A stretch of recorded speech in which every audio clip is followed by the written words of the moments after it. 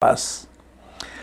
Ahora mira, continuamos en tiempos de pandemia, entonces cuídate, usa la máscara, el protector facial, desinféctate constantemente las manos y evita aglomerarte con mucha gente.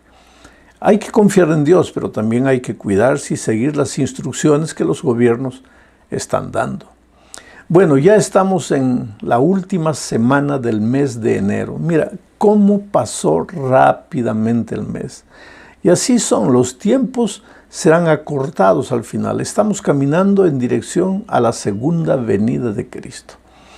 Ahora, en el estudio de esta semana veremos el capítulo 9, parte del capítulo 11 y parte también del capítulo 12 del libro de Isaías. Las profecías de Isaías, los capítulos 7 al 12, fueron pronunciadas por Isaías durante el reinado del rey Acaz, un rey malo, un rey que sacrificó sus hijos a ídolos paganos, una tristeza, un rey soberbio, orgulloso, hipócrita, porque mostraba así una cara de santidad. Cuando Dios le dijo, pídeme una prueba, no Señor, ¿cómo te voy? No me atrevo, pero en el fondo era un rebelde, un orgulloso. Y sin embargo, en esos días Dios, a través de Isaías, le mandó un mensaje al rey Acaz. Entremos entonces al capítulo 9. Capítulo 9, versículo 1, dice así: mas no habrá siempre oscuridad para la que está ahora en angustia. ¿Por qué dice, mas no habrá siempre oscuridad? ¿Por qué? Porque el capítulo 8, que estudiamos la semana pasada, termina hablando de oscuridad. Recuérdate que en la lección de la semana pasada, Dios estaba anunciando la llegada de las moscas, de las abejas, que eran símbolo de los egipcios y de los babilonios, principalmente de los babilonios que vendrían y destruirían la tierra, tomarían toda la tierra, sería una tragedia. Y entonces habría angustia, habría dolor, habría lágrimas, habría un momento de oscuridad, porque no solamente oscuridad en el sentido de que el enemigo me está haciendo sufrir, sino en el sentido de que ellos se habían separado de Dios, y separados de Dios, pues están separados de la vida, separados de la bendición, separados de la luz. Por eso el pueblo vivía en la oscuridad. Entonces, ¿qué hicieron en la lección de la semana pasada? Se volvieron a los adivinos, a los necromantes, a los espiritistas, para consultar con los muertos cuál sería la salida. Mira, Dios los estaba llamando constantemente, no le hacían caso a Dios. Estaban mirando a las cosas de este mundo, soluciones humanas, soluciones terrenas, filosofías humanas, maneras de pensar humanas, y no volver los ojos a Dios. ¡Qué tristeza! Ahora, hoy también vivimos días de oscuridad, oscuridad moral, oscuridad espiritual, y la gente desesperada busca soluciones para sus problemas en este camino, en el otro camino, por aquí.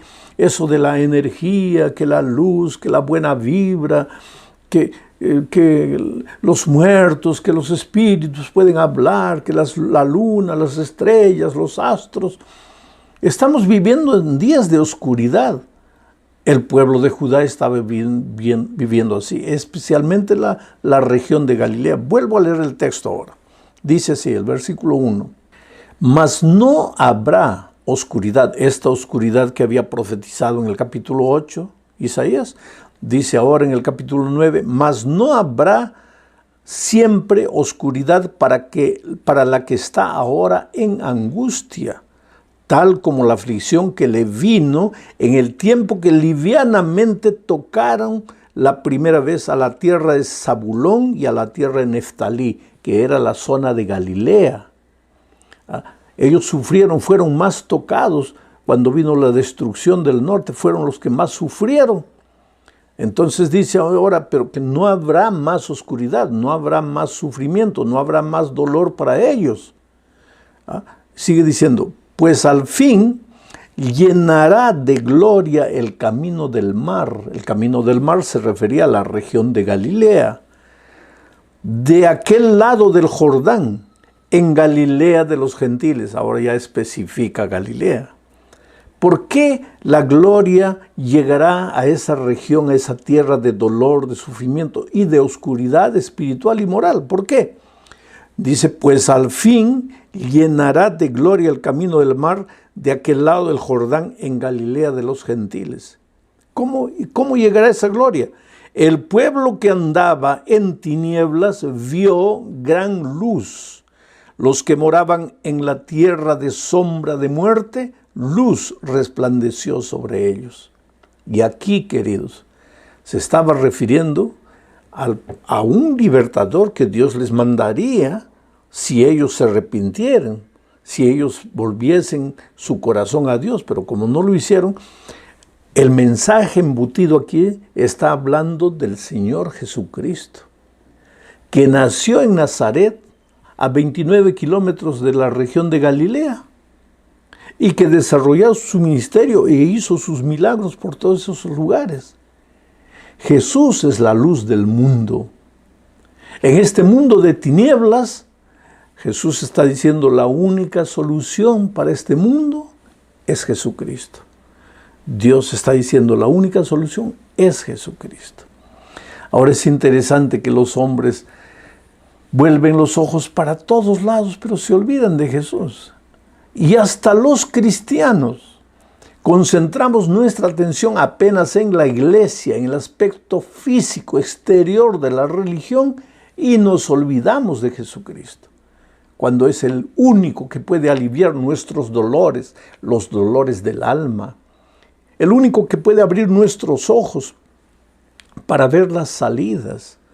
Oh querido, no hay problema que no tenga solución. No hay problema que no tenga salida. Pero en medio de las tinieblas nunca vas a ver la solución. Por eso necesitas vivir una experiencia personal de vida con Cristo. Necesitas buscarlo todos los días de mañana, clamar a Él, suplicar a Él, esperar de Él. Esta es la única solución. Jesús es la salida. Sigue diciendo el versículo 4, porque tú, refiriéndose a esa luz, a la gloria que aparecería en la región de Galilea, porque tú quebraste su pesado yugo. ¿Pesado yugo de quién? De la gente que vivía en esa región, de la gente que estaba en oscuridad, de la gente desesperada. Porque tú quebraste su pesado yugo y la vara de su hombro y el cetro de su opresor, como en el día de Madián. Quiere decir, ahora vamos a transferir esto para nuestros días. El pueblo está en opresión espiritual, prisionero de hábitos, de vicios que no se pueden libertar, llenos de dificultades en el hogar, en la familia, en la vida personal, en la vida financiera. El pecado oprime, el pecado es muerte, pero no es una muerte instantánea, ya lo he dicho. Ojalá que fuera una muerte instantánea. ¿Por qué digo ojalá? Porque si fuera una muerte instantánea, pues ya no sufriríamos. Pero el pecado trae destrucción y muerte paulatina, lenta, nos va matando lentamente, nos va quitando las ganas de vivir, nos va asfixiando, hasta que llega un punto en que la gente piensa, ¿para qué vivir? Ya esta vida no tiene más sentido. Estamos en el valle de la oscuridad, no vemos salida. Pero cuando llega Jesús, el Mesías, quiebra el pesado yugo de la esclavitud, la vara de nuestro hombro, quiebra el cetro de nuestro opresor. Cetro, los reyes usaban un cetro y el diablo se considera nuestro rey, nuestro dueño. Por eso se habla aquí del cetro del opresor, del poder del diablo. Cuando llega el Mesías, cuando llega la luz a la región de Galilea, a nuestra propia Galilea, a nuestra tierra maldita por el pecado, a nuestra tierra destruida, a nuestra tierra de lágrimas, de sufrimiento, cuando llega la gloria, llega la luz en la persona del Señor Jesucristo, el cetro de nuestro opresor es quebrantado. Ahora vamos a la segunda parte de este estudio, hablando de la promesa de un hijo que nos es dado. Pero antes quiero comentar algo más. del texto anterior. Dice, porque tú quebraste su pesado yugo y la vara de su hombro y el cetro de su opresor, como en el día de Madián. ¿Por qué en el día de Madián? ¿Te acuerdas de la batalla contra los madianitas? La batalla que lideró Gedeón. Gedeón salió con muchos hombres. Dios le dijo, no, vamos a quitar un poco. Y les colocó varias pruebas y la gente fue saliendo, los soldados fueron saliendo, y solo se quedó Gedeón con 300. Y con 300 derrotó a los madianitas. ¿Por qué? A ver, ¿por qué? La lección que Dios quiso decirles no es por tu fuerza, no es por tu dominio propio, no es por tu valentía, por tu poder, es por mi poder, es por mi espíritu. Y ahora a este pueblo de Judá que estaba concentrado en el valle de Galilea, al pueblo de Israel sufriente, al pueblo de Dios alejado de Dios, pero pasando por el valle de la oscuridad, Dios le dice que si confían en Dios, que si vuelven sus ojos a Dios, Dios quebrará el yugo de su opresor como en el día de Madián. O sea, la batalla será completa como aquella batalla que venció Gedeón solo con 300 hombres. Ahora sí vamos a la segunda parte. Aquí está la promesa de un hijo que nos es dado. Leo el versículo 6, dice así. Porque un niño nos es nacido, hijo nos es dado, y el principado sobre su hombro, y se llamará su nombre admirable, consejero, Dios fuerte, Padre eterno, príncipe de paz. Aquí se está hablando de la naturaleza divino-humana de Cristo. Cristo es Dios, plenamente Dios, Dios eterno, Padre, Dios fuerte, Padre eterno, Dios, plenamente Dios, como el Espíritu Santo, como el Padre. Pero Cristo se hizo hombre por voluntad propia, por amor, por misericordia al ser humano se hizo hombre. Y ahora viene Isaías, dice, un niño nos es dado. Ese niño no nació de nosotros, nos fue dado del cielo. Un hijo nos es dado. ¿Ah? Ese niño es nacido, se hizo hombre, nació en esta tierra con nuestro cuerpo humano. Oh querido, el Señor Jesucristo no se disfrazó de hombre. No tomó la forma del hombre como una ropa que se coloca y se quita. En el cielo por la eternidad, Él continuará siendo Jesucristo hombre. Él es plenamente Dios y plenamente hombre. Pero cuando vino a esta tierra hizo un pacto con su Padre de que en esta tierra no usaría sus poderes divinos para nada. ¿Por qué? Porque Él venía a ocupar el lugar del ser humano. Y Él fue tentado en todo. Y no me digas que venció la tentación porque era Dios. No, porque si Él usase sus poderes divinos para vencer la tentación, estaría pecando. Por eso el diablo en el desierto de la tentación le dijo, si eres hijo de Dios, si eres hijo de Dios, lo estaba llevando a usar sus poderes divinos. Pero Él no usó.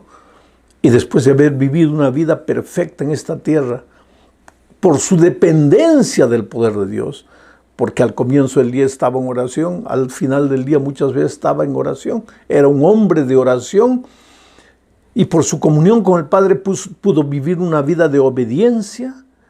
Al final de su ministerio dijo, ¿y quién me prueba de pecado? A ver, ¿quién apunta un pecado en mí? Esa vida de obediencia, de entrega, nosotros también la podemos vivir. Ese es el desafío que tenemos. Entonces, ese niño nos fue dado. Fue el Dios que se hizo hombre. Y ahora su nombre será admirable, consejero. Consejero. ¿No sabes qué hacer en este momento? ¿No sabes qué decisión tomar? Ve al admirable consejero. Él te va a iluminar. Él te va a dar la sabiduría. Por eso dice el escritor bíblico, entonces oirás atrás de ti palabras que dirán, este es el camino, andad con él. ¿Y cómo es que Dios te orienta? A través de su palabra. Es por eso que tienes que abrir las Sagradas Escrituras todos los días. Es por eso que tienes que tener tu lección de la escuela sabática y estudiar la lección. No te limites a escuchar este comentario, subraya la lección, analiza la lección, porque necesitas buscar el consejo divino. Él es un Dios fuerte, entonces si tú te sientes débil, no te preocupes, porque tu Dios es un Dios fuerte. Si tú no tienes padres, no te preocupes, porque tú tienes un Padre eterno. Ahora, si tú eres peleador, discutidor, violento, recuérdate que tu Dios es un príncipe de paz. Trata de vivir en armonía, reflejando el carácter maravilloso de tu Dios. Entramos a la tercera parte. Aquí hablaremos de la ira de Dios. Ya expliqué muchas veces, la ira de Dios no es como la ira humana.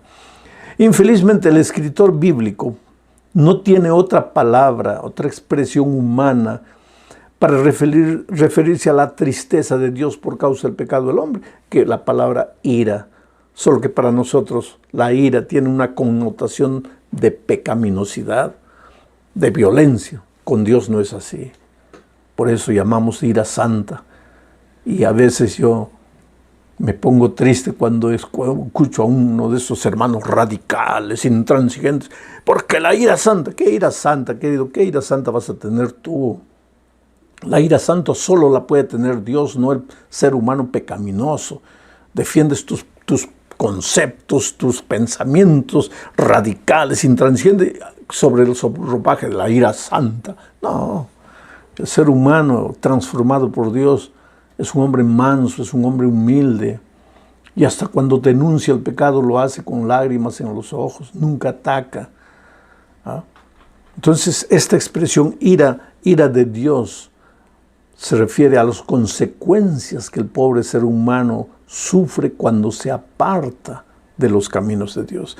Leo Isaías 9, 19 al 21. Dice así: por la ira de Jehová de los ejércitos se oscureció la tierra y será el pueblo como pasto de fuego. Quiere decir, ¿por qué vino la destrucción al pueblo de aquellos días? ¿Por la ira de Jehová o porque ellos se apartaron de Dios? Dios los llamó tantas veces, les suplicó tantas veces, nunca quisieron obedecer. Ahora viene el enemigo, los destruye, los deja en oscuridad. ¿Y qué dice el escritor bíblico? Por la ira de Dios. No es que Dios quedó airado con ellos como el padre humano se aira con el hijo. Te voy a dar un castigo porque te has portado. No. El ser humano se apartó de Dios, pues se quedó en la oscuridad. Dice, por la ira de Jehová de los ejércitos se oscureció la tierra y será el pueblo como pasto de fuego. ¿Para quién? Para el enemigo, para las moscas y para las abejas. El hombre no tendrá piedad de su hermano. Porque este no es un dolor físico, porque el enemigo me trae dolor. Este es un dolor moral y espiritual también, porque como vive en oscuridad, lejos de Dios, ¿qué es lo que pasa? El hombre no tendrá piedad de su hermano. ¿Te parece conocido hoy un hermano matando a otro hermano? Un hermano peleando con otro hermano por un pedazo de tierra, un hermano atacando a otro hermano. Estoy hablando hasta de hermanos de sangre, un hermano hablando mal del otro. El hombre no tendrá piedad de su hermano. Cada uno hurtará a la mano derecha y tendrá hambre. Roba, pero no se satisface. Y comerá a la izquierda y no se saciará. Cada cual comerá la carne de su brazo. ¡Qué tragedia! ¡Qué situación de tinieblas! Una situación espiritual terrible. El hombre va por aquí, agrede, mata, roba y nunca está satisfecho. Y muchas veces en muchos países tú puedes ver líderes políticos que no entran a la política para buscar el bien de la nación, sino para enriquecer. ¿Y para qué enriquecen tanto? ¿Y para qué roban tanto? En fin, es la situación del mundo en que vivimos. Seres humanos que no están convertidos. Esta es la descripción de Judá de aquel tiempo. Cada cual comerá la carne de su brazo. Manasés y Efraín, esas dos tribus tenían el territorio pegaditos a la región de Galilea, en la región de Galilea. Manasés y Efraín atacará y Efraín a Manasés, y ambos se unirán contra Judá. Vamos a la parte 4. Raíz y vástago en una sola persona. Entramos ahora al capítulo 11, versículos 1 y 2. Dice, saldrá una vara del tronco de Isaí, y un vástago retoñará de sus raíces. No decimos que Jesús vino del linaje de David, pero aquí no se menciona a David, se menciona a Isaí, el papá de David. David era rey, y cuando nos referimos a Jesús, descendiente de David, nos referimos a Jesús el rey. Pero Isaí, el papá de David, era un agricultor, campesino, siervo. Y cuando aquí Isaías se refiere a Jesús como del linaje, como el vástago, el que sale del linaje de Isaí, se está refiriendo a su origen humilde. ¿Te acuerdas que en Isaías 53, Isaías mismo repite que nadie vio hermosura en el Señor Jesucristo? Fue como un retoño que salió de la tierra seca y nadie le prestó atención. Es que, querido, Jesús quiere ser el rey de tu corazón, debe ser el rey de tu corazón. Pero cuando vino a esta tierra, Él no atrajo la atención para sí mismo. Él fue un siervo humilde. Él no dijo, soy del linaje de David, sino soy del linaje de Isaí. Mis orígenes humildes. Vivió los 12 primeros años de su vida ayudando a su padre en la carpintería. No apareció para nada. Y durante todo su ministerio hacía un milagro y le decía, no lo digan a nadie. Y desaparecía y se escondía y se recogía. Era un hombre de oración, de humildad, de mansedumbre. No de aparecer, de quedarse ahí dando autógrafos, tomando fotografías. No. Saldrá una vara del tronco de Isaí y un vástago retoñará de sus raíces. Y reposará sobre él el espíritu de Jehová. Esto es interesante. Porque en Lucas 4:16, cuando el Señor Jesucristo llega a Capernaum, mira lo que dice el relato. Voy a leer Lucas 4:16 al 19. Vino a Nazaret, donde se había criado. Nazaret estaba a 29 kilómetros de Galilea. Y en el día de reposo, el sábado, entró en la sinagoga conforme a su costumbre y se levantó a leer. Y se le dio el libro del profeta Isaías. Y habiendo abierto el libro, halló el lugar donde estaba escrito, el Espíritu del Señor está sobre mí. ¿Te das cuenta? Y ahora Isaías, en la profecía que leímos ahora, vuelvo a repetir el texto, dice así, saldrá una vara del tronco de Isaí y un vástago retoñará de sus raíces. Era Jesús. Y reposará sobre él el Espíritu de Jehová. Y Jesús fue un hombre que caminó en el Espíritu. Fue engendrado por el Espíritu. Cuando lo estaban persiguiendo pequeñito, el Espíritu apareció a José y le dijo, lleva al niño a Egipto. Fue bautizado. En el momento de su bautismo, el Espíritu apareció y habló. Fue llevado por el Espíritu al desierto para ser tentado. Hizo los milagros grandes de su vida por el Espíritu Santo. Y finalmente en la cruz del Calvario expiró en el Espíritu. Oh, cómo quisiéramos nosotros ser hombres llenos del Espíritu de Dios. Llegamos al fin de este estudio.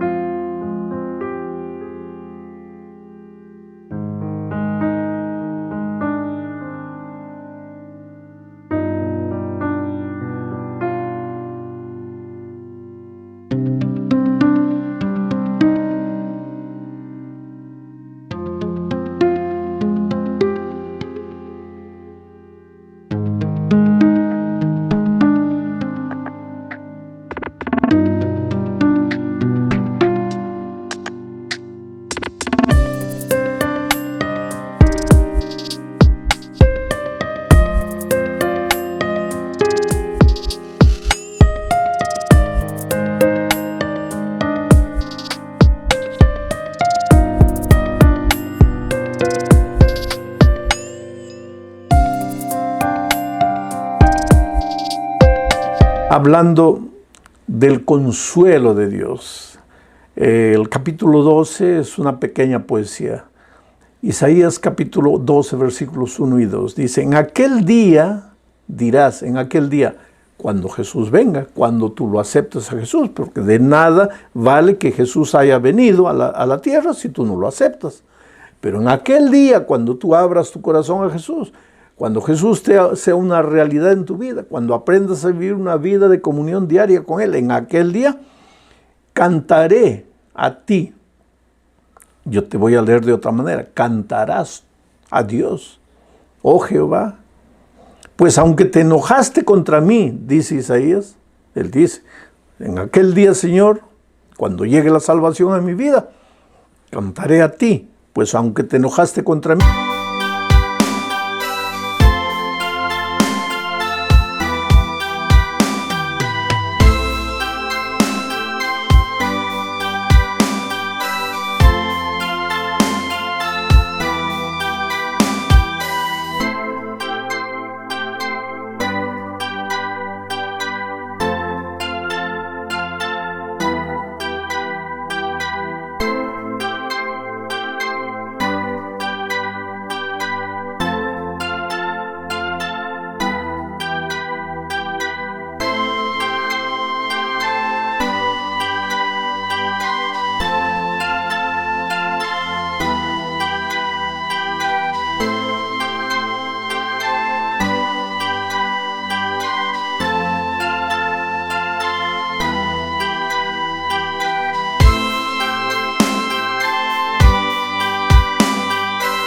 Tu indignación se apartó y me has consolado. He aquí, Dios es mi salvación, salvación mía, porque me aseguraré y no temeré, porque mi fortaleza y mi canción es Jehová, quien ha sido salvación para mí. 3 frases. Dios es mi salvación, Jehová es salvación mía, tú me has consolado. La salvación no es algo que llega a tu vida, es alguien que entra en tu corazón. Porque